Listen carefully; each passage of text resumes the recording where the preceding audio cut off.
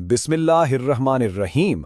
आज हम अरबी ग्रामर के एक बहुत ही दिलचस्प और बुनियादी तसव्वुर यानी एराब को समझने की कोशिश करेंगे। ये वो निज़ाम है जो अरबी अल्फाज को जुमलों में एक नई ज़िंदगी देता है और सच पूछें तो अरबी ज़ुबान की खूबसूरती और उसकी गहराई को समझने की असल चाबी यही है। तो चलें एक बहुत ही बुनियादी सवाल से बात शुरू करते हैं। आपने अक्सर कुरान पाक पढ़ते हुए या कोई भी अरबी इबारत देखते हुए गौर किया होगा कि एक ही लफ्ज़ है लेकिन उसके आखिर में कभी पेश आ रही है, कभी ज़बर तो कभी ज़ेर। जैसे ज़ैदुन, फिर कहीं ज़ैदुन और फिर ज़ैदुन। आखिर ये तब्दीली आती क्यों है? इसके पीछे क्या मंतिक? इसी तब्दीली को ही अरबी ग्रामर की ज़ुबान में एराब कहते हैं।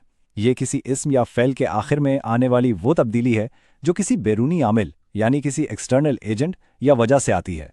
ये तब्दीली या तो बिल्कुल वाज़ह तौर पर नज़र आती है जिसे लफ्ज़न कहते हैं, जैसे मोहम्मदन का पेश आप साफ साफ पढ़ सकते हैं, या फिर कभी ये पोशीदा होती है जिसे तकदीरन कहा जाता है।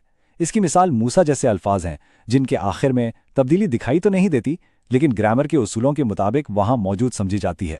अब एक बात समझना ज़रूरी है कि अरबी में तमाम अल्फाज के आखिर में तब्दीली नहीं आती।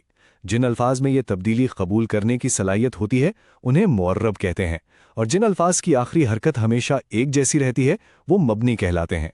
आज हमारी सारी गुफ्तगू मुअर्रब अल्फाज के बारे में ही होगी।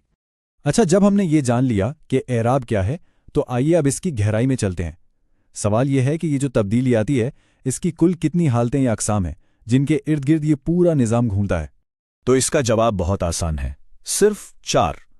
अरबी ग्रामर में एराब की कुल 4 बुनियादी हालतें हैं। यही 4 हालतें हैं जो पूरे एराब के निज़ाम की बुनियाद हैं और उनको समझना इंतहाई ज़रूरी है। ये 4 हालतें हैं अर्रफ़्उ, अन्नस्बु, अलजर्रु और अलजज़्म। यहाँ एक छोटी सी दिलचस्प बात यह भी है कि अलजर को कूफा के जो ग्रामर के माहिरीन थे वो अलखफ्ज़ भी कहते थे। तो अगर कभी किसी पुरानी किताब में आपको ये लफ्ज़ नज़र आए तो परेशान ना हो, इसका मतलब अलजर ही है। ठीक है, हमने एराब की 4 हालतें तो जान ली। अब अगला अहम सवाल ये है कि क्या ये चारों हालतें हर मौरब लफ्ज़ यानी हर इस्म और हर फ़ेल पर आती हैं? तो जवाब है नहीं। अरबी ज़ुबान इस्म और फ़ेल में एक वाज़ह फ़र्क रखती है और इसी वजह से उनके एराब के उसूल भी एक दूसरे से थोड़े मुख्तलिफ हैं। यहाँ ये फ़र्क बिल्कुल वाज़ेह हो जाता है। देखें, रफ़ा और नसब की हालतें इस्म और फ़ेल दोनों में मुश्तरक हैं, यानी ये दोनों में आ सकती हैं, लेकिन जर की हालत सिर्फ़ और सिर्फ इस्म के लिए मखसूस है, जबकि जज़्म की हालत सिर्फ फ़ेल मुज़ारे के लिए है। ये एक पक्का उसूल है जिसे हमेशा याद रखना है। इस्म पर कभी जज़्म नहीं आता और फ़ेल पर कभी जर नहीं आता। अब सवाल ये पैदा होता है कि आखिर ऐसा क्यों है? उलमाए नहव ने इसकी एक बहुत ही गहरी और दिलचस्प लिसानी वजह बयान की है।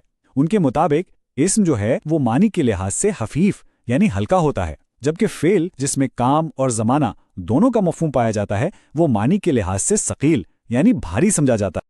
तो ज़ुबान में एक तवाज़न कायम करने के लिए एक खूबसूरत उसूल बनाया गया। हल्के इस्म को भारी हालत यानी जर दे दी गई जिसकी अलामत कसरा यानी ज़ेर है, और भारी फ़ेल को सबसे हल्की हालत यानी जज़्म दी गई जिसकी अलामत सुकून है। ये उलमा का एक तरह का इज्तिहाद है ताकि ज़ुबान की खूबसूरती और इसका तवाज़ुन बरकरार रहे। तो अब जब हम ये जान चुके हैं कि कौन सी हालत इस्म के लिए है और कौन सी फ़ेल के लिए, अब देखते हैं कि इन हालतों को पहचाना कैसे जाता है। हर हालत की एक बुनियादी यानी असली अलामत होती है जो इसकी पहचान करवाती है। ये 4 असली अलामतें हैं। हालत रिफ़ा के लिए ज़म्मा यानी पेश, हालत नसब के लिए फ़तहा यानी ज़बर, हालत जर के लिए कसरा यानी ज़ेर और हालत जज़म के लिए सुकून। ज़्यादातर अल्फाज में आपको यही अलामतें नज़र आएंगी। इसकी सबसे बेहतरीन मिसाल ज़ैद का लफ्ज़ है। जब ज़ैद काम करने वाला है यानी फ़ाइल है तो हम कहते हैं जा ज़ैदुन पेश के साथ। जब उस पर काम वाक़े हो यानी वो मफ़ूल है तो हम कहते हैं रअयतु ज़ैदन ज़बर के साथ, और जब उससे पहले हर्फ़ जर जैसे बा आ जाए तो ये बन जाता है मररतु बिज़ैदिन ज़ेर के साथ। ये असली एराब का एक बेहतरीन नमूना है। लेकिन ज़ुबान हमेशा इतनी सीधी और सादा नहीं होती। सवाल यह है कि इस वक्त क्या होता है जब ये असली अलामतें इस्तेमाल नहीं हो सकती। यहीं से एराब का एक और दिलचस्प और थोड़ा एडवांस बाब शुरू होता है जिसे हम फ़री अलामतें या मुतबादिल निशानियाँ कहते हैं। असूल ये है कि हर असल का एक नायब या सब्स्टिट्यूट होता है। अरबी ग्रामर में इस तसव्वुर को नियाबत कहते हैं, यानी एक चीज़ का दूसरी चीज़ की जगह लेना। اس کا مطلب ہے کہ جب اصلی علامت کسی وجہ سے استعمال نہ ہو سکے تو کوئی اور حرف یا حرکت اس کی جگہ لے لیتی ہے۔ یہ نقطہ بہت اہم ہے کیونکہ یہیں سے اعراب کی گہرائی کا اصل اندازہ ہوتا ہے۔ ہر اصلی علامت کے کچھ ممکنہ متبادل ہوتے ہیں۔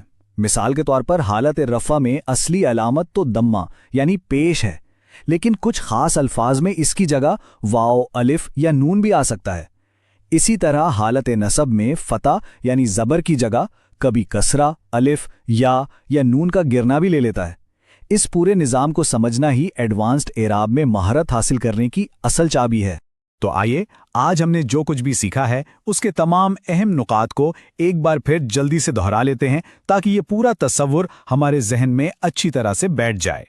تو خلاصہ یہ ہے کہ اعراب تبدیلی کا ایک نظام ہے جس کی 4 حالتیں ہیں: رفع، نصب، جر اور جزم۔ اسم میں رفع، نصب اور جر آتے ہیں، جبکہ فعل میں رفع، نصب اور جزم۔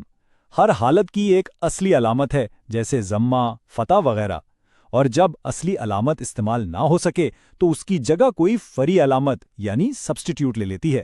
اس وضاحت کو دیکھنے کا بہت بہت شکریہ۔ اگر آپ عربی گرامر کے بارے میں اسی طرح تفصیل سے اور آسان انداز میں سیکھنے کو شوق رکھتے ہیں تو ہمارے چینل تفہیم نحو کو ضرور سبسکرائب کریں۔